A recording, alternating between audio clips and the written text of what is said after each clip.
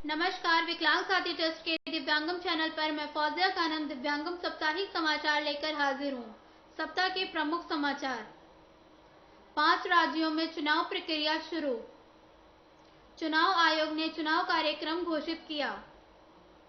चुनाव आचार संहिता लागू। प्रधानमंत्री के पंजाब दौरे में गड़बड़ी की जांच के लिए सुप्रीम कोर्ट ने रिटायर्ड जज की देखरेख में जांच दल गठित किया। दिव्यांग मतदाताओं के लिए मतदान करने की विशेष सुविधा। कोरोना का फिर से तेजी से प्रसार। राज्यों में रात्रि कर्फ्यू लगाया गया। कोरोना के कारण सरकारी दफ्तरों में हाजिरी आधी की। दिव्यांगजनों को केंद्रीय कार्यालयों में ऑफिस जाने से छूट, घर से ही होगा काम। पब्लिक मीटिंग में आने वालों की संख्या कम की गई। चुनाव रैलियों पर अभी 15 जनवरी तक रोक। आगे कोरोना के प्रसार के मामले देखते हुए विचार किया जाएगा। अब विस्तार से समाचार सुनिए। भारत निर्वाचन आयोग चुनाव आयोग ने 5 राज्यों में होने वाले चुनाव कार्यक्रम घोषित कर दिया है। मुख्य चुनाव आयुक्त सुशील चंद्रा ने उत्तर प्रदेश, उत्तराखंड, पंजाब, गोवा और मणिपुर के चुनाव कार्यक्रमों की घोषणा कर दी है। उत्तर प्रदेश में चुनाव 7 चरण में, मणिपुर में 2 चरण में और विशेष 3 राज्यों में पंजाब, उत्तराखंड, गोवा में एक ही चरण में मतदान होगा। उत्तर प्रदेश में क्रमशः 10, 14, 20, 23, 27 फरवरी तथा 3 एवं 7 मार्च को होंगे। पंजाब, उत्तराखंड एवं गोवा में 14 फरवरी को वोट पड़ेंगे। इस बार आयोग ने 15 फरवरी तक चुनाव रैलियों पर पूरी तरह से प्रतिबंध लगा दिया है। चुनाव घोषणा होते ही आचार संहिता लागू कर दी गई है। एक नया कोरोना का रूप ओमिक्रॉन तेजी से फैल रहा है। इसके कारण सभी शहरों और देहातों में 10 बजे से 6 बजे तक का कर्फ्यू लगा दिया गया है। दिव्यांगम चैनल भी आपसे अपील करता है कि दिन हो या रात बिना जरूरत घर से बाहर ना निकलें। अगर निकलना जरूरी भी हो तो मास्क लगाकर ही बाहर निकलें। घर पर यदि कोई बीमार हो तो उसको छिपाने की कोशिश बिल्कुल भी ना करें। नजदीकी अस्पताल को तुरंत सूचित करें और बीमार व्यक्ति को आराम से एक अलग रूम में शिफ्ट कर दें। उसकी देखभाल करने वाले लोग भी दूर रहें। अब 15 साल से ऊपर के बच्चों को भी टीका लगना शुरू हो चुका है। उनको टीका जरूर लगवाएं। 60 साल से ऊपर के लोगों को बूस्टर डोज जरूर लगवाएं। इस बार बहुत खतरा नहीं बताया जा रहा है, लेकिन एहतियात जरूरी है। पंजाब जाते हुए प्रधानमंत्री जी के काफिले में चूक पर सुप्रीम कोर्ट ने रिटायर्ड जज के द्वारा गहन जांच कराने का फैसला किया है। इस चूक पर पूरे देश में नाराजगी है। कोरोना के कारण बहुत सारे ऑफिसों में कर्मचारियों की उपस्थिति की संख्या घटाकर आधी कर दी गई है। केंद्रीय कार्यालयों में दिव्यांग कर्मचारियों को ऑफिस जाने की जरूरत नहीं है, वे अपने घर से ही काम कर सकते हैं। दिव्यांग एवं बुजुर्ग मतदाताओं के लिए आयोग ने विशेष सुविधा की घोषणा की है। जो मतदाता मतदान स्थल नहीं जा सकते हैं और उनकी उम्र 60 साल से अधिक है, वे पहले से ही अपने एरिया के बीएलओ को अपने परिजनों के माध्यम से सूचित करा दें। कोरोना के मद्देनजर मीटिंग और समारोह में आने वालों की संख्या बहुत ही कम कर दी गई है। बिना अनुमति ऐसे आयोजन अब नहीं हो सकेंगे। हमारे सहयोगी संगठन विकलांग साथी ट्रस्ट ने भी तत्काल प्रभाव से सभी मीटिंग पर रोक लगा दिया है। अब किसी भी बैठक में 10 लोगों से ज्यादा ट्रस्ट की बैठक को रोक दिया गया है। तो बस आज इतना ही। फिर मिलेंगे अगले बृहस्पतिवार को। तब तक के लिए आज्ञा दीजिए। नमस्कार।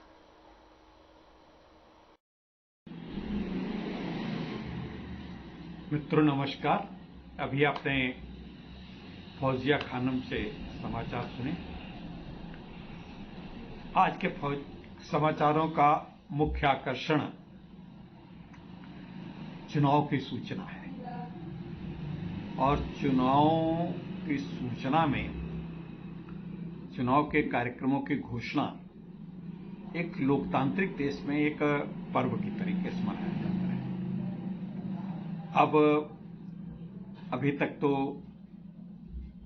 ये बात एक हम लोगों के अंदर प्रत्यय घर कर गया है और ये सच भी है कि नेता लोग 5 साल के बाद आते हैं और 5 साल के बाद अपनी बातें कह के झूठे सच्चे वादे दे करके चले जाते हैं। फिर इलेक्शन हो जाता है, फिर अपना वो सत्ता की मलाई काटते हैं और हम लोग जनता ठगी से रह जाती है।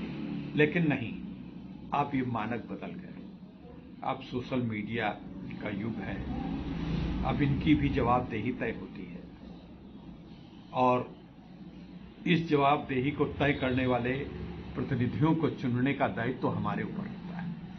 हम अगर अच्छे व्यक्तियों को चुनेंगे, अच्छे नेताओं को चुनेंगे, अच्छे प्रतिनिधियों को चुनेंगे, अगर हम अपने यहाँ कोई नौकर रखते हैं काम करने के लिए तो बहुत अच्छा मजदूर ढूंढ के लाते हैं, उसको ठोक बजा के लाते हैं कि अच्छा भाई काम करने वाला हो, नकारा हो। और अगर कदाचित नकारा आ गया है तो उसको निकाल के बाहर कर देते, दूसरा रखते हैं।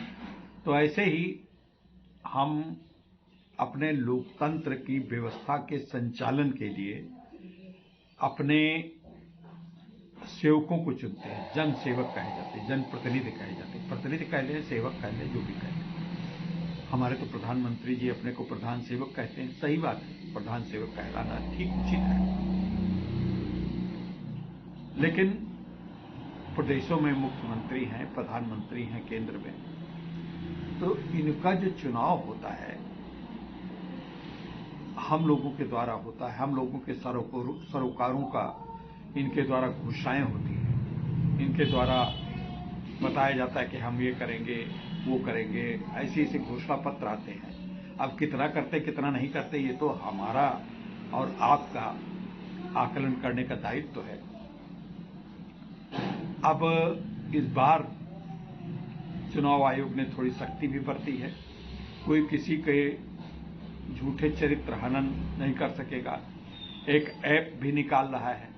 आपका जो भी प्रतिनिधि आपके क्षेत्र का खड़ा होगा उसकी पूरी जन्म कुंडली आपके सामने होगी कि ये कैसे रहा, कितनी बार जेल गया, कितनी बार डकैती की, कितने बार की और कितनी बार अच्छे काम किए, कितने समाज सेवा किया, कितना जन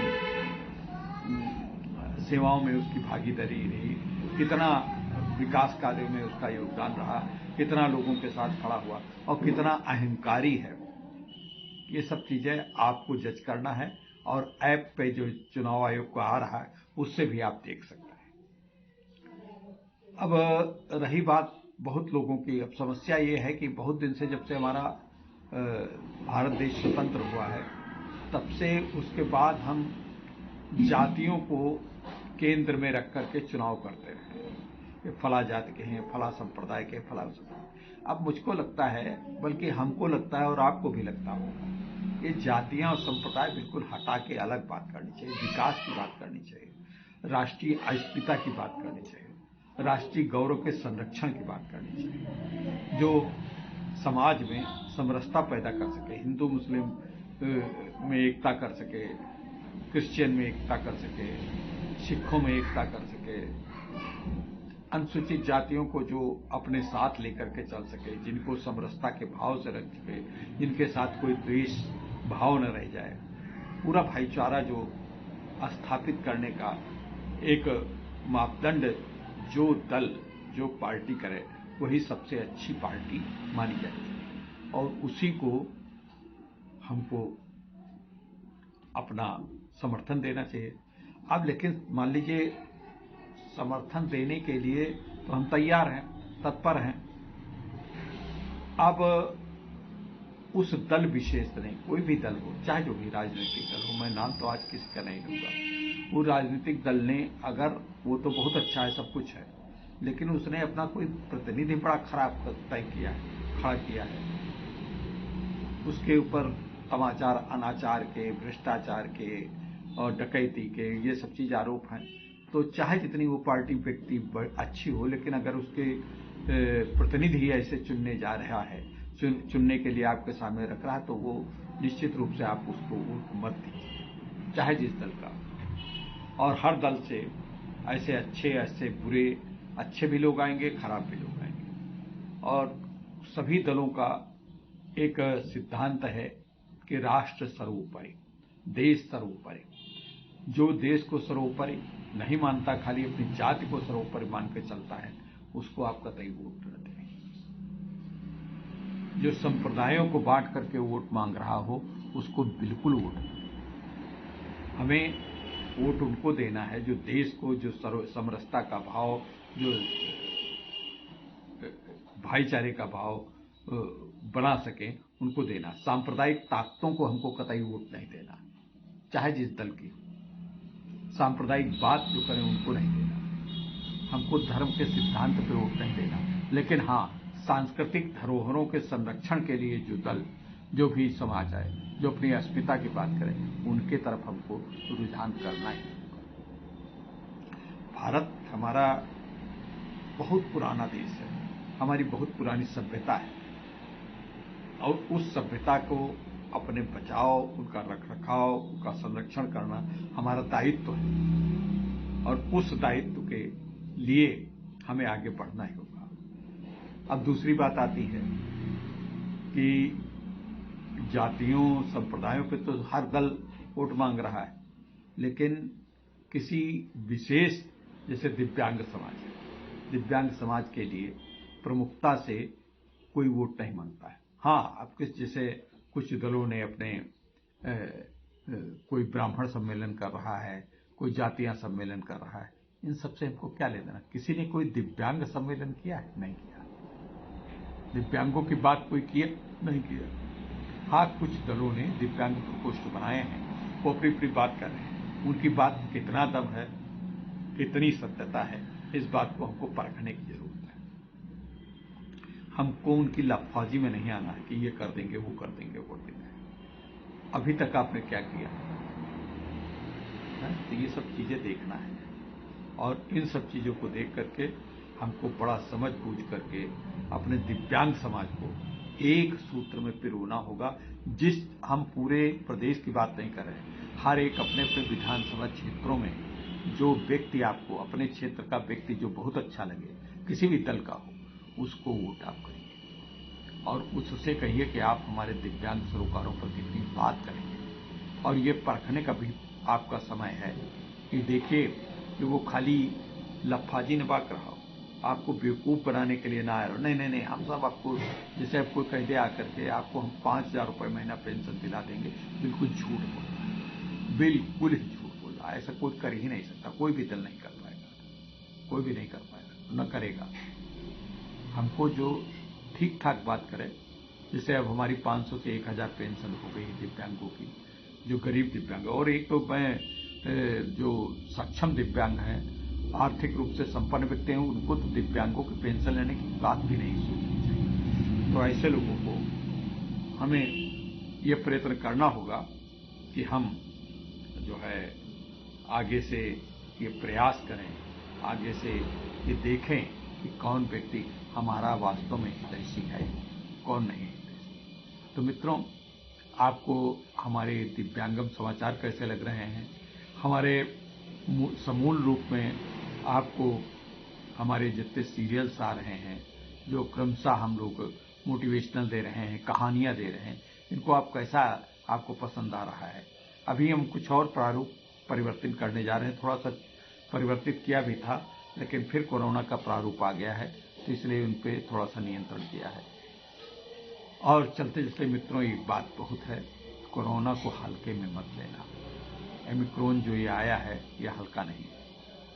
ठीक है, इससे मौत नहीं हो रही है, बहुत घातक नहीं है, लेकिन बचाव करने में आपको उतनी है कि पता नहीं कभी घातक हो जाए, विश्व में घातक नहीं, आगे घातक हो जाए तब। गले के नीचे लोग बताते नहीं उतरता, गले तक रहता है। फिर भी तो हमें मास्क लगाए रखना है, बाहर निकलना बहुत कम करना है, बहुत जरूरत पे ही निकलना है। तो इन सब बातों को आप दूसरे के अंदर क्या, अरे वो तो घूम रहे हैं, बाजार में सब जा रहे हैं और ट्रेन पे सब जा रहे हैं, हमको इससे क्या ले देना, सब जाना।